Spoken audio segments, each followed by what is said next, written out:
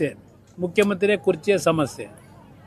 ಅದಕ್ಕೆ ಹೆಚ್ಚಿನ ಸಮಯವನ್ನು ಉಪಮುಖ್ಯಮಂತ್ರಿ, ಮುಖ್ಯಮಂತ್ರಿ ಕೊಟ್ಟಿರೋದಷ್ಟೇ ಅಲ್ಲ, ಶಾಸಕರು ಸಹ ಕಾಂಗ್ರೆಸ್ನಲ್ಲಿ ಅದಕ್ಕೆ ಪ್ರಾಮುಖ್ಯತೆ ಕೊಟ್ಟೇನು ಹೋರಾಟ ಮಾಡ್ತಾ ಇದ್ದಾರೆ. ಇವತ್ತು ಯುವಕರ ಬಗ್ಗೆ ಕಿಂಚಿತ್ತು ಚಿಂತನೆ ಇಲ್ಲದೆ ನೀವು ಗಮನಿಸ್ತಾ ಇದ್ದೀರಿ. ಇವತ್ತು ಯಾವುದೋ ಟಿ ವಿಲಿ ತೋರಿಸ್ತಾ ಇದ್ರಿ, ಉತ್ತರ ಕರ್ನಾಟಕದಲ್ಲಿ ನಮ್ಮ ಯುವಕರಿಗೆ ಸ್ಪರ್ಧಾತ್ಮಕ ಪರೀಕ್ಷೆಗಳಲ್ಲಿ ಅಂದರೆ IAS, KSಗೆ ಪರೀಕ್ಷೆಗಳಲ್ಲಿ ಪ್ರವೇಶ ಪಡೀಲಿಕ್ಕೆ ಏನೋ ಒಂದು ದೊಡ್ಡ ಮಟ್ಟದ ಬಿಲ್ಡಿಂಗ್ ಕಟ್ಟಿಸಿದ್ದಾರೆ. ಅದು ಎಷ್ಟು ಲಕ್ಷ ಕಟ್ ಮಾಡಿದ್ದಾರೆ ಕೋಟಿ. ಇವತ್ತು ಅವರಿಗೆ ವೇತನ ಇಲ್ಲ, ವಿದ್ಯಾರ್ಥಿ ವೇತನ ಇಲ್ಲ. ಪ್ರಾಮಿಸ್ ಮಾಡಿ ಆ ವಿದ್ಯಾರ್ಥಿಗಳಲ್ಲಿ ಕಲೀಲಿಕ್ಕೆ ಬಂದರೆ ಅವ್ರನ್ನ ಬೀದಿಗೆ ತಂದು ನಿಲ್ಲಿಸಿದ್ದೀನಿ. ಇದು ಈ ಸರ್ಕಾರ ಕೊಟ್ಟಿರ್ತಕ್ಕಂಥ ಕೊಡುಗೆ. ಹೇಳ್ತಾ ಹೋದರೆ ಹಲವಾರು ವಿಷಯಗಳನ್ನು ಹೇಳ್ಬೋದು ಇಲ್ಲಿ. ಅದರಿಂದ ಈ ಸರ್ಕಾರ ಇವತ್ತು ಜನವಿರೋಧಿ ಸರ್ಕಾರ ಅನ್ನೋದನ್ನು ಈಗಾಗಲೇ ಮನೆ ಮನೆ ಮಾತಾಗಿದೆ. ಯಾರ ಬಗ್ಗೆ ಭಯಭಕ್ತಿ ಇಲ್ಲ. ಇವತ್ತು ಹಲವಾರು ಇಲಾಖೆಗಳಲ್ಲಿ ಹಲವಾರು ರೀತಿಯ ಅಕ್ರಮಗಳಾದರೂ ಅವ್ರು ಹೇಳ್ತಕ್ಕಂಥದ್ದು ಒಂದೇ ದಾಖಲಾತಿ. ಇವರು BJP ಮೇಲೆ 40% ಹೇಳಿದ್ರಲ್ಲ, ಏನೋ CM ಅಂತೇಳಿ ಎಲ್ಲ ಕಡೆ ಒಂದು ಇದನ್ನು ಅಣಿಸಿದಾರಲ್ಲ, ಪೋಸ್ಟನ್ನ. ಯಾವ ದಾಖಲಾತಿ 2.5 ವರ್ಷದಲ್ಲಿ ಇಟ್ಟರು ಸರ್ಕಾರ ಬಂದ ಮೇಲೂ? ಯಾರ ಮೇಲೆ ನೀವು ಆಕ್ಷನ್ ತಗೊಂಡ್ರಿ ಇಲ್ಲಿವರೆಗೆ? ಆ ಒಂದು 40% ಹೆಸರು ಹೇಳ್ಕೊಂಡೆ 136 ಸೀಟ್ ಗೆದ್ಕೊಂಬಂದ್ರಿ. ಈಗ ನಿಮ್ಮ ಬಗ್ಗೆ ವಿರೋಧ ಪಕ್ಷಗಳು ಮಾತಾಡೋದಿರಲಿ, ಇವತ್ತು ನಿರಂತರವಾಗಿ ನಡೀತಾ ಇದೆಯಲ್ಲ, ಯಾರು ಗುತ್ತಿಗೆದಾರರ ಸಂಘದ ಅಧ್ಯಕ್ಷ ಯಾರು ಮಾತಾಡ್ತಾವ್ರಲ್ಲ, ಅವ್ರು ಹೇಳ್ತಾರೆ ಸರ್ಕಾರ ಕ್ರಮ ತಗೊಳ್ಳೋದಾದರೆ ಶಾಸಕರಾದಿಯಾಗಿ ಯಾರು ಎಷ್ಟು ಪರ್ಸೆಂಟೇಜ್ ತಗೋತಾವ್ರೆ ಅದೆಲ್ಲ ಬೇಕಾದ್ರೆ ನಿಮ್ಮ ಮುಂದೆ ಇಡ್ತೀವಿ ಅಂತಾರೆ. ಇವತ್ತು ಸಿದ್ದರಾಮಯ್ಯನವರಿಗೆ ಆಡಳಿತದಲ್ಲಿ ಏನಾದರೂ ಪ್ರಾಮಾಣಿಕತೆಯನ್ನು ಉಳಿಸ್ಕೋಬೇಕು ಅನ್ನೋದಿದ್ರೆ, ದೇವರಾಜ ಅರಸು ಅವರು ಆಳದಂಥ ಅವಧಿನ ಮೀರಿಸಿ ಹೋಗ್ಬಿಟ್ರು, ದಾಖಲೆ ನಿರ್ಮಾಣ ಅಂತ ಏನು ಹೇಳ್ತಾರೆ, ಅದು ದಾಖಲೆ ಅಲ್ಲ. ದಾಖಲೆ ಅಧಿಕಾರದಲ್ಲಿದ್ದಾಗ ಏನು ಮಾಡಿದ್ದೀರಿ, ಯಾವ ಜನರ ಸಮಸ್ಯೆಗಳಿಗೆ ಪರಿಹಾರ ಕೊಟ್ಟಿದ್ದೀರಿ, ಅದು ದಾಖಲೆಯಲ್ಲಿ ಉಳಿತಕ್ಕಂಥದ್ದು. ಎಷ್ಟು ದಿವಸ ಇದ್ದೆ ಅಂತಕ್ಕಂಥದ್ದು ಉಳಿಯೋದಿಲ್ಲ ಅನ್ನೋದನ್ನಾದರೂ ಅರ್ಥ ಮಾಡ್ಕೋಬೇಕು ಅವರು.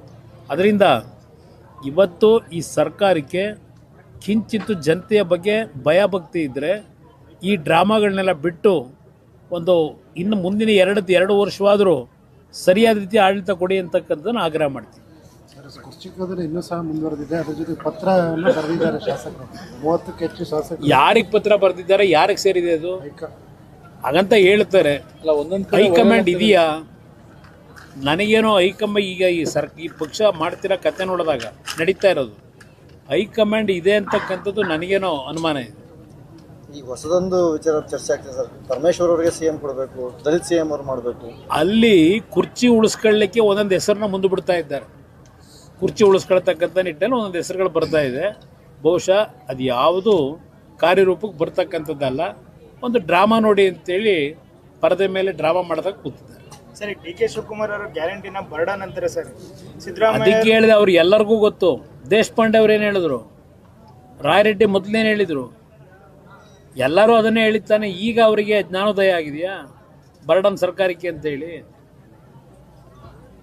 ಅದೇ ದುಡ್ಡನ್ನು ಕ್ಯಾಪಿಟಲ್ ಇನ್ವೆಸ್ಟ್ಮೆಂಟ್ಗೆ ಹಾಕಿದರೆ ಎಷ್ಟು ಸ್ಕೂಲ್ಗಳು, ಎಷ್ಟು ಆಸ್ಪತ್ರೆಗಳಲ್ಲಿ ಸಮಸ್ಯೆಗಳಿದೆ, ಎಷ್ಟು ಕೆಲಸ ಆಗೋದು. ಈಗ ಆಸ್ಪತ್ರೆಗಳಲ್ಲೂ ಸಹ ಔಷಧಿ ಇಲ್ಲ. ನಿಮಗೆ ಔಷಧಿ ಇದ್ರೂ ಡೇಟ್ ಎಕ್ಸ್ಪೈರ್ ಆಗಿರೋ ಔಷಧಿ ಕೊಡ್ತಾ ಇದ್ದೀರಿ. ಇದು ನಡೀತಾ ಇರೋದು ಇಲ್ಲಿ ಈ ರಾಜ್ಯದಲ್ಲಿ. ಜನಗಳ ಜೊತೆ ಅವ್ರ ಬದುಕಿದ ಭಕ್ತಿ ಇಲ್ಲ ಇವರಿಗೆ. BJP MLA ಕೆಲವೊಂದು ಆಡಿಯೋಗಳು ತುಂಬಾ ಓಡಾಡ್ತಿದ್ದಾವೆ. ಅದು ನನಗೆ ಅಷ್ಟು ಗೊತ್ತಿಲ್ಲ, ಅವ್ರ ಪರಿಚಯನೂ ನನಗೆ ಅಷ್ಟೊಂದು ಆತ್ಮೀಯವಾಗಿ ಏನಿಲ್ಲ. BJP ಶಾಸಕರು ಏನು ಮೊನ್ನೆ ಒಂದು ಘಟನೆ ನಡೆದಿದೆ, ಷಡ್ಯಂತ್ರ ನಡೆದಿರ್ತಕ್ಕಂಥದ್ದು ನಿಜವೇ ಆಗಿದ್ರೆ ಎಂತೆಂಥ ತನಿಖೆಗಳು ನಡೆಸಿದ್ರು. ಅವ್ರ SIT ಭಾಳ ಅತ್ಯಂತ ಅದ್ಭುತವಾಗಿ ಕೆಲಸ ಮಾಡ್ತಕ್ಕಂಥ SIT. ಆ SIT ಬಹುಮಾನಗಳು ಬೇರೆ ಕೊಡ್ತಾರೆ. ಸಮಾವೇಶದ ನಾಳೆ ದಿನ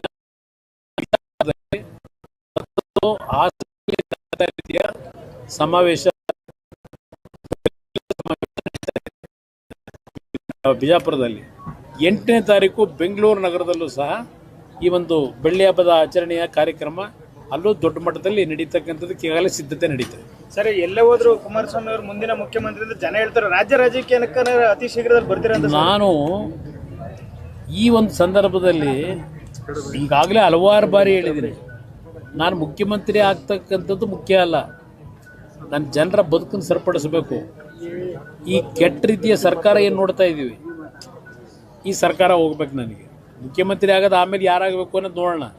ನನಗೆ ಬೇಕಾಗಿರೋದು ಸರ್ಕಾರ ತೆಗಿಬೇಕು ಅನ್ನೋದಕ್ಕೋಸ್ಕರವಾಗಿ ನಾನು ನಮ್ಮ ಒಂದು ಮೈತ್ರಿಯ ಒಪ್ಪಂದ ಇರತಕ್ಕಂಥ ನಮ್ಮ ಸ್ನೇಹಿತರ ಜೊತೆಯಲ್ಲಿ ಮಿತ್ರರ ಜೊತೆಯಲ್ಲಿ ನಾನು ಹೋರಾಟ ಮಾಡಬೇಕು ಅಂತಕ್ಕಂಥದ್ದು ಇದೆ. ಜನಗಳಲ್ಲಿ ಅವ್ರು ಕೂಗಬಹುದು, ಎಲ್ಲರ ಬಗ್ಗೆನೂ ಅವ್ರು ಯಾರ್ಯಾರ ಮೇಲೆ ಅಭಿಮಾನ ಇಟ್ಕೊಂಡಿರ್ತಾರೆ ಕೂಗ್ತಾರೆ ಮುಂದಿನ ಮುಖ್ಯಮಂತ್ರಿ ಅಂತ ಹೇಳಿ. ಅದಕ್ಕೆ ನಾವೇನು ಹಿಗ್ಗಬೇಕಾಗಿಲ್ಲ. ನಮ್ಮ ಹಣೆಯಲ್ಲಿ ಏನು ಬರೆದಿರ್ತದೆ ನಮ್ಮ ಕೈಲಿಲ್ಲ. ಯಾವುದೋ ಒಂದು ಶಕ್ತಿ ನಮ್ಮನ್ನು ಆಡಿಸ್ತದೆ. ಅದರಿಂದ ನಮ್ಮ ಕರ್ತವ್ಯ ನಾವು ಮಾಡಬೇಕಷ್ಟೇ. ಫಲ ದೇವರಿಗೆ ಬಿಡಬೇಕು. ಲೋಕಲ್ ಬಾಡಿ ಎಲೆಕ್ಷನ್ ಅಲ್ಲಿ ಮೈತ್ರಿ ಸಂಬಂಧಪಟ್ಟಂಗೆ ಮತ್ತೆ ಮಾತುಕತೆ ಆಯ್ತಾ ಸರ್?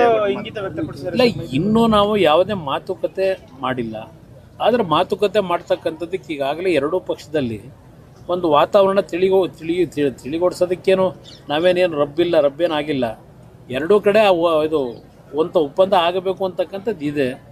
ಯಾವ ಸಂದರ್ಭಕ್ಕೆ ನಾವು ಕೂತು ಚರ್ಚೆ ಮಾಡಬೇಕು ಮಾಡ್ತೀವಿ. ಸರ್, ನಿಖಿಲ್ ಕುಮಾರಸ್ವಾಮಿ ಅವರು ಅದನ್ನೇ ಹೇಳ್ತಾ ಇದ್ದಾರೆ ಸರ್.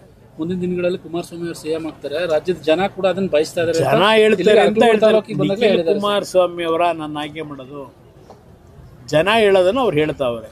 ನಿಖಿಲ್ ಕುಮಾರಸ್ವಾಮಿ ಅವರು ಮುಖ್ಯಮಂತ್ರಿ ಆಗ್ಬೋದು.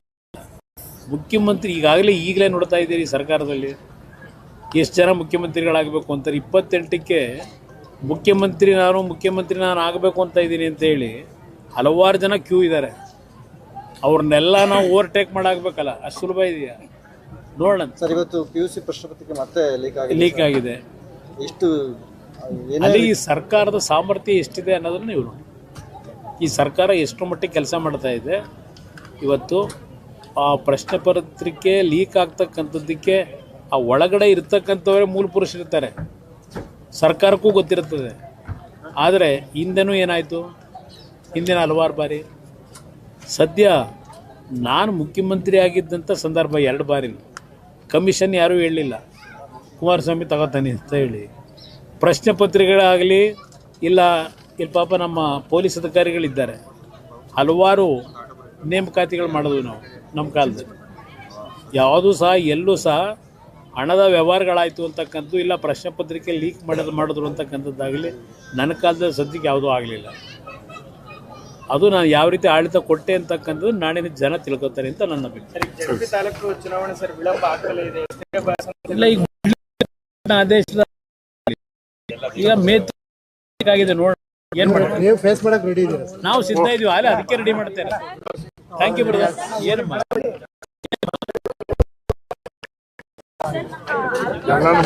ಏನೋ ಮಕ್ಕಳು ಡಾಕ್ಟರ್ ಇಲ್ಲ, ತುಂಬಾ ಜನ ಡಾಕ್ಟರ್ ಇಲ್ಲ, ಆಯುರ್ವೇದಿಕ್ ಡಾಕ್ಟರ್ಸ್ ಇದ್ದಾರೆ.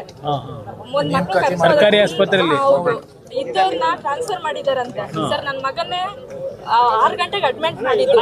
ಬೆಳಗಿನ ಜಾವ 8 ಗಂಟೆ ಆದ್ರೂ 10 ಗಂಟೆ ಆದ್ರೂ ಒಂದು ಡಾಕ್ಟರ್ ಬಂದು ನೋಡಿಲ್ಲ. ಬೆಳಗ್ಗೆ 10 ಗಂಟೆಗೆ ಬಂದ್ಬಿಟ್ಟು ಹೆವಿ ಸೀರಿಯಸ್ ಆಗ್ಬಿಟ್ಟಿದೆ, ಹಾಸನಿ ಕರ್ಕೊ ಹೋಗಿ ಅಂತ ಕಳ್ಸಿಕೊಟ್ಟಿದ್ದಾರೆ. ಸರ್, ಮಕ್ಕಳು ಡಾಕ್ಟರ್ ಅರಕಲೋಡ್ ತಾಲೂಕಲ್ಲ ಯಾರು ಇಲ್ಲ ಸರ್. ದೊಡ್ಡ ಮಗೆಲ್ಲೂ ಕೂಡ ಡಾಕ್ಟರ್ಸ್ ಇಲ್ಲ. ಎಲ್ಲ ಇರೋರೆಲ್ಲ ಆಯುರ್ವೇದಿಕ್ಕೆನೆ. ಒಂದು ಒಳ್ಳೆ ಡಾಕ್ಟರ್ ಹಾಕೊಡಿ ಸರ್. ಮಾತಾಡ್ತೀನಿ, ಹಾಕ್ಸ್ಕೊಡ್ತೀನಮ್ಮ. ಲೇಟ್ ಆಯ್ತು, ನಾನು ಮಾಡಿಸ್ಕೊಡ್ತೀನಮ್ಮ. ಹಾಕ್ಸ್ಕೊಡ್ತೀನಿ.